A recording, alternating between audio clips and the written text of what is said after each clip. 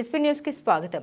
AP save education ఆధ్వర్యంలో ప్రభుత్వ arts college Rajamahendram వద్ద పాఠశాల విద్యను కాపాడాలంటూ భాగస్వామ్య సంఘాలు ఆయన ఏపీటీఎఫ్, పీడీఎస్యు, ఏఐఎస్ఎఫ్, డిటిఎఫ్ సంఘాల నాయకులు నిరసన ప్రదర్శన చేశారు. ఆవాసానికి 1-3-5 కిలోమీటర్ల దూర పరిమితుల్లో ప్రాథమికోన్నత పాఠశాలలు కొనసాగించాలని, 20% ఆదర్శ పాఠశాలలు, 80% అనాథ పాఠశాలలు కాదు, నమోదు 40 దాటిన అన్ని ప్రాథమిక పాఠశాలకు విద్యా హక్కు చట్టానికి అదనంగా ఆంగ్ల భాష బోధనకు ఒక పోస్టు ఇవ్వాలంటూ ఫ్లెక్సీతో ప్రదర్శన చేశారు.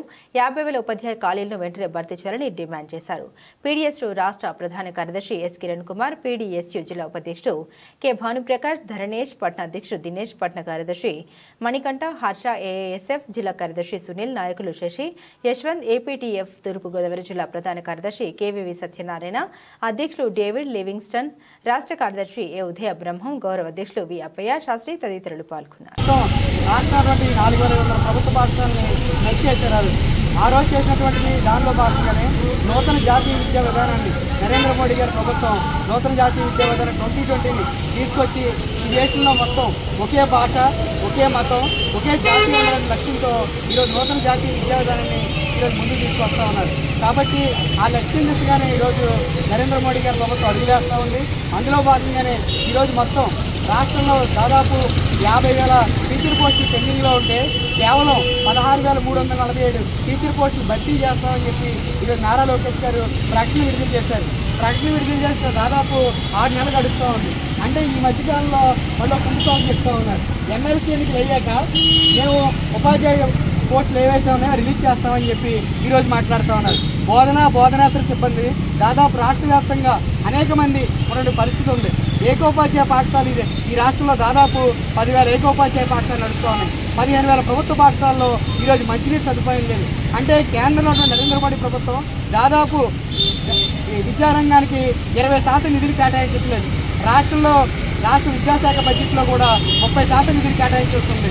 అలాగే జీడీపీలో 6% నిధులు కావాలని చెప్పి ఈరోజు ఉపాధ్యాయ సంఘాలు మాట్లాడుతూ ఉన్నాయి, విద్యార్థి సంఘాలు మాట్లాడుతూ ఉన్నాయి. అన్ని పెద్ద ఎత్తున జంతర్ మంతర్ దగ్గర పోయి సెలవు ఢిల్లీ పిలిపించుకుని కూడా కార్యక్రమాలు చేస్తున్నా కనీసం సీఎం కుట్టినట్టుగా కూడా ఈ వ్యవస్థకి పట్టడం లేదని చెప్పేసి ఈ సందర్భంగా తెలియజేస్తా ఉన్నాం. కాబట్టి ఉపాధ్యాయ సంఘాలన్నీ కూడా ఒక సందర్భంలో దాదాపు జగన్మోహన్ రెడ్డి ప్రభుత్వంలో కూడా దాదాపు 1,00,000 మందితో మారువేషాలు వెళ్ళి కార్యక్రమం చేస్తున్న పరిస్థితి తీసుకొచ్చారు జగన్మోహన్ ప్రభుత్వం. అంటే అవన్నీ కూడా మనం దృష్టిలో పెట్టుకోవాలి. వీళ్ళ సంఘాలు కనుక లేకపోతే కనుక వీళ్ళు చాలా ఇష్టానుసారంగా వ్యవహరించే తీరు ఉంది. కాబట్టి ఖచ్చితంగా సంఘాన్ని బలోపేతం చేసుకోవాలి. అలాగే ఇప్పుడున్నటువంటి కూటమి ప్రభుత్వం కూడా ఈరోజు కుట్రలు చేస్తున్న పరిస్థితి మన కళ్ళ ముందు కనబడతా ఉంది.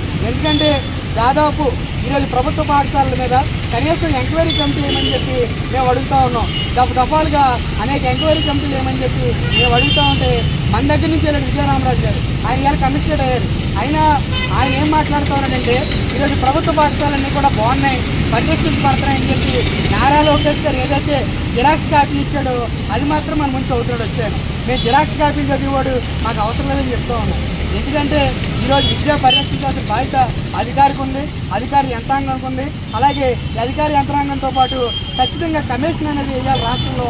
కాబట్టి ఈ ప్రభుత్వం మారింది తప్ప జగన్మోహన్ రెడ్డి ఏదైతే ఎడ్యుకేషన్ సంబంధించి ఇంప్లిమెంటేషన్ చేశాడో దాని దిశగానే ఈరోజు ముందుకు తీసుకెళ్తామో కూటమి ప్రభుత్వం అని చెప్పి మేము చెప్పదలుచుకుంటున్నాం పీడీఎస్గా. ఎందుకంటే పాస్ చేసాలో కొత్తలాగా ఈరోజు ఏదైతే గత ప్రభుత్వం చేసిందో ఆ దిశగానే ఈరోజు అడుగులు ముందుకేస్తూ ఉన్నారు తప్ప ఈరోజు ఎక్కడా కూడా ప్రభుత్వ పాఠశాలని ఎక్కడా బాగు చేసింది లేదు. జగన్మోహన్ రెడ్డి కూడా నాడు నేడు పేరుతో దాదాపు కోట్ల రూపాయలు విద్యారంగం నుంచి వస్తున్న నిధులన్నీ కూడా పక్కదారి మళ్లించి ఏదో అంగు చూపించి ఉపాధ్యాయులు లేకుండా విద్యారంగానికి సాధ్యం ఎట్లా అవుతుందని చెప్పి మేము అడిగాం. ఆ రోజు డిజిటల్ క్లాసుల రూపంలో ఈరోజు నూతన జాతీయ విద్యా విధానం రూపంలో ఏదైతే కేంద్రంలో నరేంద్ర మోడీ ప్రభుత్వం ఉందో నూతన జాతీయ విద్యా విధానాన్ని పేదోడికి ఎక్కడా కూడా విద్యా విధానం అందకుండా ఎవరైతే వాళ్ళు అనుకున్నటువంటి ఏదైతే భగవద్గీతలో ఉందో దాని ప్రకారంగా సిస్టమేటిక్గా ఈరోజు ముందుకు తీసుకొస్తా ఉన్నారు. కాబట్టి దానిలో భాగంగానే ఏదైతే యూనివర్సిటీలు ఉన్నాయో ఆ యూనివర్సిటీ గ్రాంట్స్ కమిషన్ 1955 యూజీసీని కూడా రద్దు చేశారు. ఇక్కడ ఉపాధ్యాయులందరూ కూడా మేము కూడా ఎంఎస్సీలు కానీ, ఎంబీఏలు కానీ, అదర్ ఎడ్యుకేషన్ కూడా నేను చదువుకుని వచ్చినటువంటి పరిస్థితి. యూజీసీలో ఆ రోజు స్కాలర్షిప్లు రీయింబర్స్మెంట్ మీద చదువుకున్న పరిస్థితి. కానీ ఈరోజు యూజీసీని రద్దు చేయడం వల్ల అనేక మంది పేద విద్యార్థులకి అన్యాయం జరుగుతూ ఉంది. ఈరోజు ఎస్సీ, ఎస్టీ, బీసీ సామాజిక వర్గాలకి దాదాపు రాష్ట్రంలో 74 లక్షల మంది విద్యార్థులకి అన్యాయం జరుగుతోంది. ఏదైతే కార్పొరేట్, ప్రైవేట్ విద్యాసంస్థలు ఈరోజు విచ్చలవిడిగా ఈరోజు పెట్టలేకపోతా ఉన్నాయి. మన ప్రభుత్వ పాఠశాలలో అడ్మిషన్లు జూన్లో జరిగితే వీళ్ళు డిసెంబర్ నుంచి ప్రారంభిస్తూ ఉన్నారు.